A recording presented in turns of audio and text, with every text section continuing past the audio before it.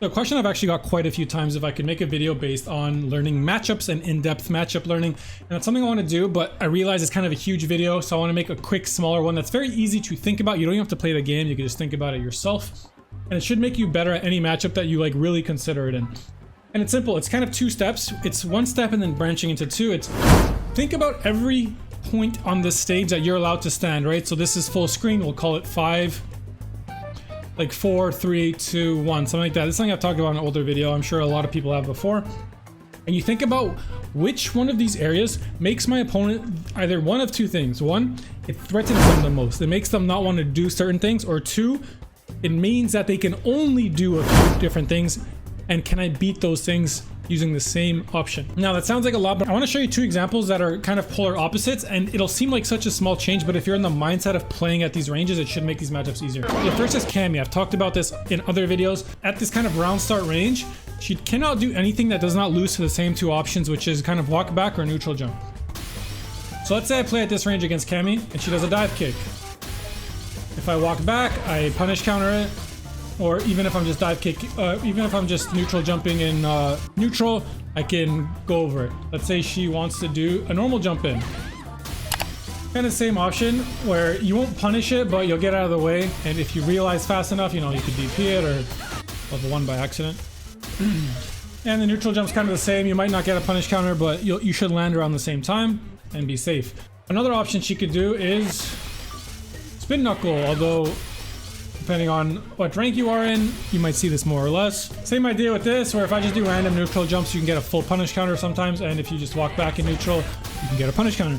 So the three options he has from this range, if I'm just kind of walking back and forth, neutral jumping every now and then, they all lose to the same thing. The other thing she would have to do is just walk at me, which is Cammy's best option in that case.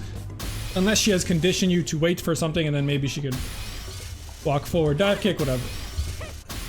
And the reason playing at this distance is so much safer against Cammy is because, one, she has three options, which we all know lose to the same thing. But two, if you play at this range through, let's say, in a 30-second match, 15 seconds of the neutral is played at this range, you're gonna have a tough time against Cammy because she walks back so fast, she makes you whiff.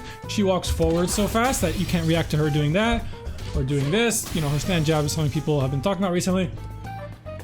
And it's hard to react to a dive kick from this range where it's much easier from this range, and it just loses to more things, right? So just by, even if you have to give up some space, people often tell you don't walk yourself to the corner. I agree, you shouldn't literally just hold back the whole time. But if you're at this range against a Cammy and you know she's kind of giving you space, then take it. Take your space. Obviously you can't just always hold back because she might walk forward and do a medium kick. But if you can find your way into a spot like this against Cammy, especially if your character has moves that threaten her, you might bait her into doing these, right? You don't have to throw your fireball if you have a fireball. She might just do this in anticipation, or she might do this in anticipation, and as we talked about, they all lose to the same things. This is just such a small shift in the way you think about matchups, but if you really get comfortable and realize which characters struggle with what, it will make a difference. And the opposite here is Guile. So in the same example with Cammy, we're at round start range where we'd rather be at this range against Cammy. If we're at this range against Guile, this is where people are bad at the Guile matchup because they think to themselves, if I stay grounded, he throws a boom. If I jump, he flash kicks me, which he does, right?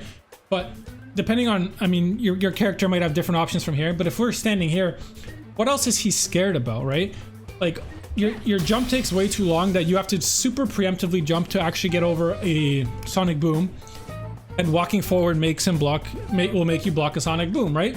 So how often have you thought to yourself, if I can just step 2 inches closer to this Guile, the matchup changes drastically? Because it does. Think about it from Guile's perspective. When I'm standing here, he has no threat. I mean, with Cammy, he has one threat, which is this, but that's super specific, right? But let's say just from parrying, walk blocking, I make my way into this range against Guile, and this seems like such a small, you might think I'm reaching here, but I promise you the Guile player noticed that you walked forward a bit, because now they will stop booming. Now they will sometimes let go of their flash kick charge. Why? Because you have put it in a range that threatens more things. From here, there's almost nothing I can do, so he might as well just charge down back. If he thinks I'll stand, he'll throw a boom. If he thinks I'll jump, he'll wait a bit longer and flash kick. From here, he won't do that anymore. Why? Because if you have any button like this, you might catch the startup of his boom. If you're Cammy or any decent crouching medium kick drive rush user, which is, you know, half the cast, you might do this, right? He on the startup of his boom or on his walk back. And he might not want to charge his flash kick anymore because I'm at this range. It looks like I'm like almost telling him, hey, I don't even need to jump anymore. Look how close I got, right? So from here, he needs to charge a flash kick because I can jump. But let's say I just walked for half a second this far and I blocked. He probably doesn't even think I'm looking to jump anymore. So now the guy might move back. He wants more distance because he'd rather be at that spot that we talked about earlier where you're less threatening.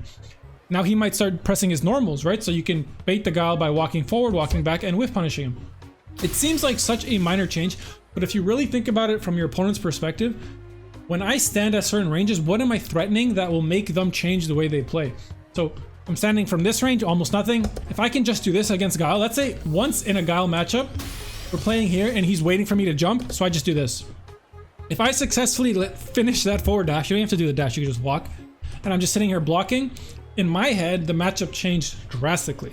But how often have you considered that? That like, just this one thing against Guile will make the Guile player way more hesitant to do the things that you struggle against. Because it will, for sure it will. Try playing Guile yourself. If anyone ever gets to this range, you're gonna start using your buttons more, right? Right from this range, you'll notice he'll start doing these buttons more, right? He has decent buttons, but they can all be whiff punished, and they might mean that he's no longer charging flash kicks, so you could walk forward a bit and jump.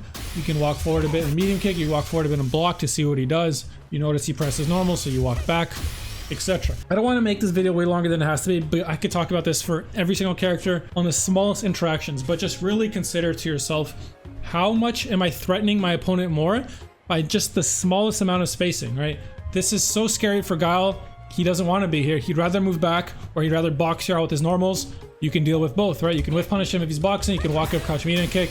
If he's letting go of flash kick, you can try to jump more if he's letting go of flash kick. He can still anti-air you without flash kick, but he might be holding back and go for a boom to try to make space, right? Like the matchup, there's just more options on both players' ends, and you'll notice that Guile is less scary if you can just find your way into here. You don't need to go to this range and jump. That's exactly what he wants you to do.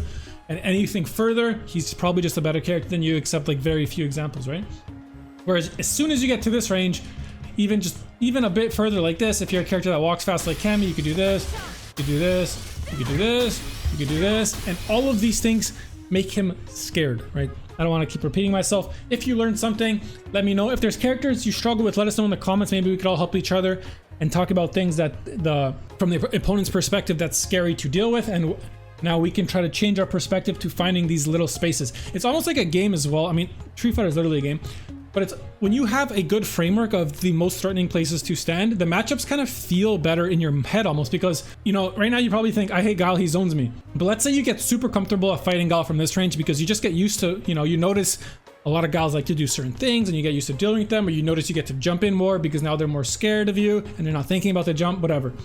Just by coming up with this one solution in a Guile matchup, you'll enjoy it more. You'll be getting boomed, you'll be like, perfect parry, okay, perfect parry, perfect. And you get into this range and then you're just like, now we play the matchup on my terms. You know what I mean? Like, it's just a different change in your perspective, but if you never think about it, you're just gonna, you know, do things that the Guile player wants you to do, and it's way, way more stressful. Again, I don't want to repeat myself. I probably already have 13 times. If you like what you saw, I appreciate a like, comment, and subscription.